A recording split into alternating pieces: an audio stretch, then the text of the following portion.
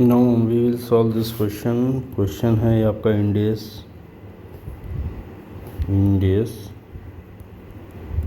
16 PP property plant equipment. तो ये इसका क्वेश्चन है। सब कहते हैं flying airways limited is company which manufacture aircraft part and engine and sell them to large multinational company like Boeing and Airbus industry. On 1st April 2001, company began construction of new production line in aircraft manufacturing set. Costs relating to production line are as follows. यहाँ पर detail दे रखी है, amount दे रखा है। Cost of basic material is 10,000, list price is 12 million, less 20% trade discount। ठीक है, यहाँ पर हम देख 12.5 का 20% निकाल लेंगे तो हम जो है ये आ जाएगा। यस, 12.5 का 20% निकालेंगे तो हमारा ये 2.5 आएगा और 12.5 में से लेस करेंगे तो ये 10 आ जाएगा आपका। ठीक है, तो ये जो है आपका लिस्ट प्राइस दे रखा है। Recoverable goods and service taxes incurred not included in the purchase cost, ये भी आपका ऐड हो जाएगा, ये आपका ऐड नहीं होगा। Recoverable goods and service taxes ये इनडायरेक्ट खर्चे हैं, ये जो है रिकवरेबल है, तो अगर रिकवरेबल है तो ये ऐड नहीं होगा। अगर ये रिकवरेबल नहीं होता तब हम जो है इसको ऐड कर लेते हैं, क्योंकि इसकी ये रिफ़ंड मिल जाएगी, इसलिए हम जो है इसको ऐड नहीं करेंगे कॉस्ट ऑफ पीपीई में। जैसे यहाँ पर देख लेते हैं क्वेश्चन में, यहाँ पर आप देखें आपको मिल जाएगा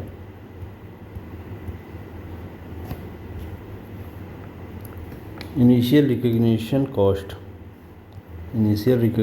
of cost PP purchase or self-constructed.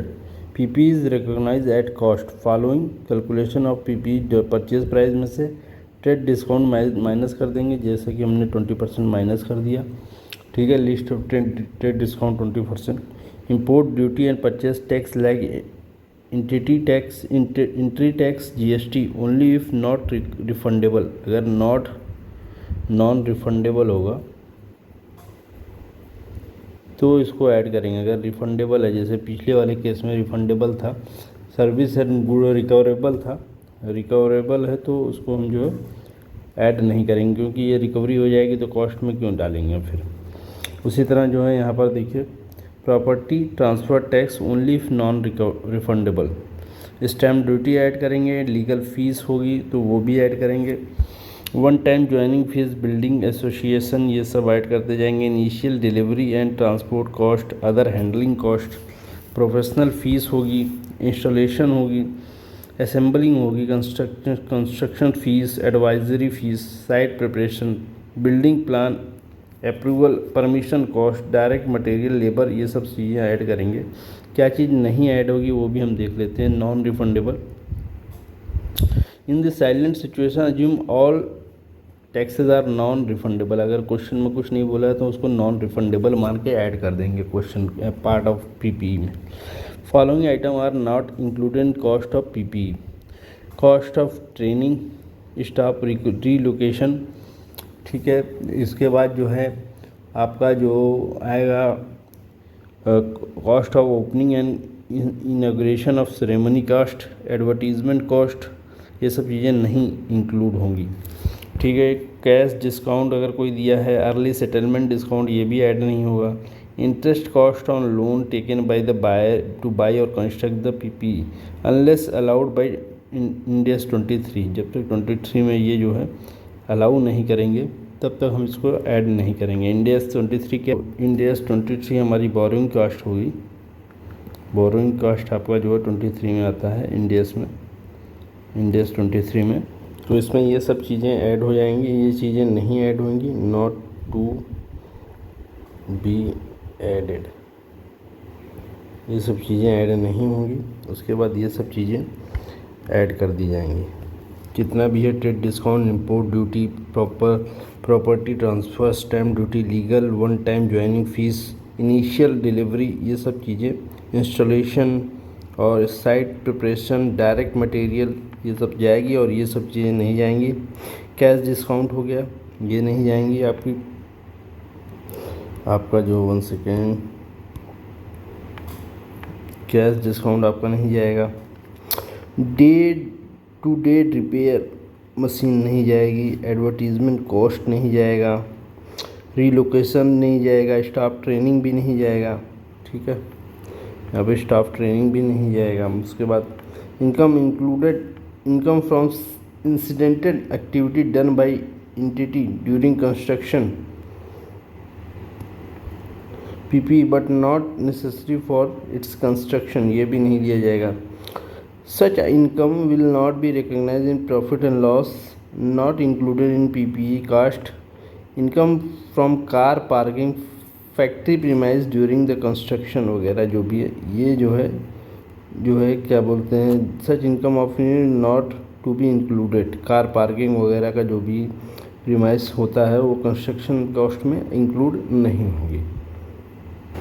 तो आइए देख लेते हैं, यहाँ पर रिकवरेबल है तो ये इंक्लूड नहीं होगा। ठीक है, उसके बाद जो है आपका जो employment cost of construction of stock for 3 month, June 30 1200। ठीक है, तो इसमें देखिए आपका जो है अप्रैल मई जून ये 3 मंथ दिया हुआ है, जिसमें से आपका 2 मंथ जो है यूज़ हुआ है। तो आप जब 1200 को डिस्काउंट करेंगे तो ये 800 रुपये का जो है आपका आपका आ जाएगा एम्प्लॉयमेंट कॉस्ट ऑफ कंस्ट्रक्शन, ये प्रोपोर्शनेट 800 लिया जाएगा। कैसे लिया जाएगा आप देख लीजिए। Construction started 1 April and began construction new production, this cost of construction this, और यहाँ पर देखिए construction was engage in the production and 2 month to make ready, which took 2 month, यहाँ पर देखिए which took 2 months to make ready and use to brought to use on 31st May sorry. तो ये जो है आपका जो है यहाँ अप्रैल मई जून के में से जून वाले मंथ में नहीं हुआ है, तो एक सेकेंड 1 और 2 केवल अप्रैल और मई में जो है 1 और 2 में ये बना। बाकी जो है construction of staff was engage in production line which took 2 month or to make ready for use and was brought to use in on 31 May 2001। ये जो है 2 मंथ में ही जो है स्टार्ट हो गया था इसका यूज़ होना, तो हम 2 मंथ का ही प्रोपोर्शनल यहाँ पर लेंगे। आ जाइए यहाँ पर, बाकी हटा देंगे। यहाँ पर आइए क्या कह रहा है इसके बाद, overhead directly related to the construction 900। ठीक है, ये पूरा आपका जो है 900 लिया गया है, जिसमें से एबनॉर्मल इसको एक्सक्लूड कर देंगे। एबनॉर्मल जो है इसमें से एक्सक्लूड करेंगे। तो एबनॉर्मल कितना है यहाँ पर दिया हुआ है, overhead were incurred for 2 month for the inter they included abnormal cost of 3 lakh caused by the major electric fault की वजह से जो खर्च हुआ है यहाँ पर, जो ओवरहेड रिलेटिंग टू कंस्ट्रक्शन, इसमें से 300 घटा देंगे तो ये 600 ही हमारा यूज़ होगा। इसमें से जो कटा है 2/3 कर देंगे, ये 800 हो गया, ये 600 हो गया, ये 1000 आपका जो है ये रिकवरेबल है, नहीं लिया जाएगा। 10,000 आपका ये हो गया। ठीक है, अब है payment to external adviser relating to construction 500, तो ये तो आपका ले लिया जाएगा। Expected dismantling and restoration cost आपका जो है 2000 दिया गया है, इसकी प्रेजेंट वैल्यू लिया जाएगा, क्योंकि ये रेस्टोरेशन कॉस्ट और डिसमेंटलिंग कॉस्ट है, इसकी जो प्रेजेंट वैल्यू दिया गया है वो लिया जाएगा। Present value payable in 8 year, discount rate 5%, approximately जो है 0.68 जो है आ जाएगा। और आप यहाँ पर देखिए कितना 2000 है, तो 2000 के प्रेजेंट वैल्यू निकालेंगे तो 1360 आ जाएगा, 1360। ठीक है, यहाँ पर 84 डेज़ के हिसाब से जो है यहाँ पर जो है लिया गया है। 1 सेकेंड, ये जो दे रखा है, ये दे रखा है 8 साल दे रखा है, तो 8 साल का जो है हम आप 5% से डिस्काउंट करेंगे, 5% से डिस्काउंट करके लेके आएंगे तो 5.68 आएगा, 2000 से मल्टीप्लाई करेंगे तो 1360 आ जाएगा। ठीक है, इसकी प्रेजेंट वैल्यू ये आपको निकालना पड़ेगा, ये तो मैंने कर दिया है, यहाँ तक केवल आपको दिया गया है। ठीक है, अप्रॉक्सीमेटली यहाँ तक दिया गया है आपको। 4 years after being brought into use, the production line will require major overhaul to ensure that it generates economic benefit for the second half of the useful life. The estimated cost of overhaul estimated cost to generate economic benefit for second half. The estimated cost of overhaul is currently 3 million. Company compute its depreciation on monthly basis. No impairment on plant had occurred on 31 March 2002. Required analysis accounting matter relating to production line to recognize in balance sheet P&L for the ended year 31 March 2002. Net present calculation this summary of question देख लेते हैं। यहाँ पर summary है दी हुई है। Question is about accounting treatment of new production of construction line of flying air limited, focusing on cost of capitalization, material overheads, adviser cost, dismantling cost. Exclude कर देंगे रिकवरेबल डिप्रिसिएशन चार्ज 8 ईयर पे monthly basis पे on asset, provision for dismantling cost जो 5% दे रखा है, future major overhead 3 million after 4 year, recognition जो है ट्रीटमेंट आपको करना है, prepare balance sheet and P&L 2002 की कैलकुलेट जो है आपका 000 में होना चाहिए, 1000 में कैलकुलेशन आपकी 1000 में होना चाहिए। तो चलिए इसको सॉल्व कर लेते हैं। सबसे पहले हम जो है निकालेंगे कॉस्ट ऑफ प्रोडक्शन लाइन। ठीक है, यहाँ पे आ जाइए क्वेश्चन में।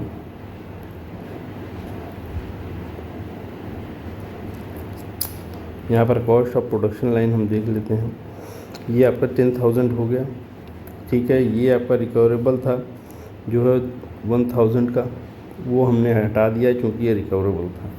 आपका जो है एम्प्लॉयमेंट कॉस्ट जो था for the period in production line जो है ये 1200 था। 1200 में 2 महीना यूज़ हुआ, 3 महीने में 12 जो है अप्रैल मई जून, अप्रैल मई में यूज़ हुआ। यहाँ पर आपका रेडी हो गया था बन के, तो यहाँ तक का हमने ले लिया 2 महीने का। Overhead expense excluding abnormal cost 900 की जो है ओवरहेड थी, जिसमें से 300 का जो है एबनॉर्मल कॉस्ट था। ठीक है, वो हमने घटा दिया। Payment to external adviser directly attributable to cost 500, ये तो ले लिया, कोई दिक्कत नहीं। डिसमेंटलिंग कॉस्ट दे रखी है 2000 की, जिसका हम प्रेजेंट वैल्यू कर लेंगे 0.68 से। Recognize as present value where the obligation exist, ये आपका आ जाएगा 1360, सॉरी ये आपका आ जाएगा 13,260। अब आ जाते हैं यहाँ पर क्वेश्चन में जो है, पहले तो हम देख लेते हैं क्वेश्चन को।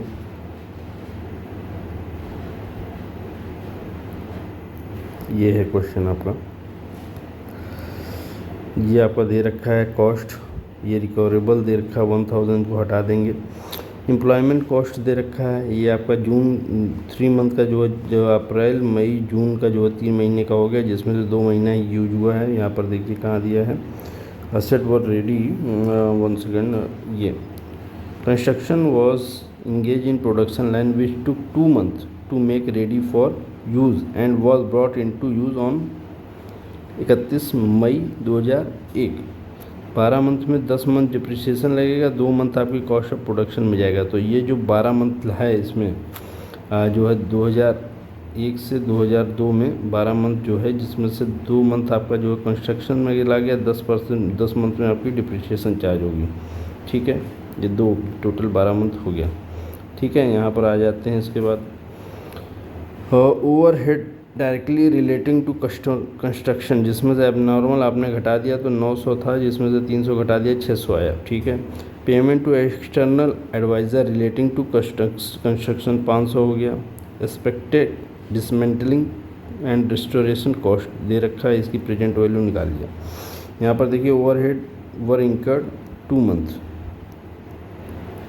यहाँ पर overhead incurred 2 month period for 31 May, they included abnormal cost 3 lakh caused by major electric fault, ठीक है। अब क्या है क्वेश्चन में, production line expected to have useful economic life of 8 year, 8 साल की लाइफ दे रखी है। At the end of the time Flying Airways is legally required dismantle the plant, especially matter restored the location accepting the standard amount of 2 million mentioned above is amount that is expected to incur at the end of, ये जो 2 million है इसके बारे में बात करता है, 20,30 तो 1000, 10,000, लाख, 10 लाख, 20 लाख आपका हो गया, ये 2 मिलियन आपका हो गया, 2 million mentioned above is that expected to incur at the useful life and production line. The appropriate rate of any discounting is 5%. Present value of 8 year क्या दे रखा है 68, ये हमने अपन निकाल दिया है। 4 year after being bought into use, production line require major overhaul to ensure it generate economic benefit for second half। मतलब 8 साल का है, जिसमें से आपका जो है 2 हाफ हो जाएगा, 4 साल का जो है आपका निकल जाएगा। ये फर्स्ट हाफ हो गया, ये फर्स्ट हो गया, ये सेकंड हाफ है। अब क्या कह रहा है, वही कह रहा है 4 year after brought to into use, production line require major overhead ensure that it generate economic benefit and second half of useful life, the estimated cost of overhaul यहाँ पे आ जाइए,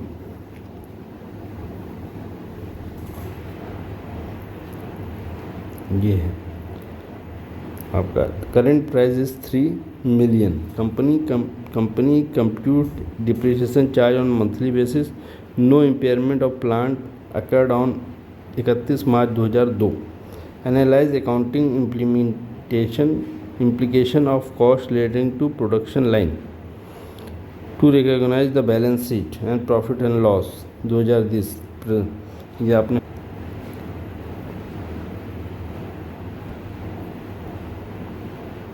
अब हमें निकालना है प्रोडक्शन लाइन जो है यहाँ पर हमने निकाल दिया है कॉस्ट ऑफ प्रोडक्शन लाइन। अब carrying value of production line 2000 ये आपका जो आ गया, इस पर डिप्रिसिएशन चार्ज करके हमने निकाल दिया कैरिंग वैल्यू। डिप्रिसिएशन कैसे निकाला उसको देखेंगे। अभी आ जाते हैं डिसमेंटलिंग कॉस्ट, ये डिसमेंटलिंग है और ये फाइनेंस कॉस्ट ऐड हो गई। ये net book value of carried to balance sheet, यहाँ पर दे रखा है extra statement of profit loss.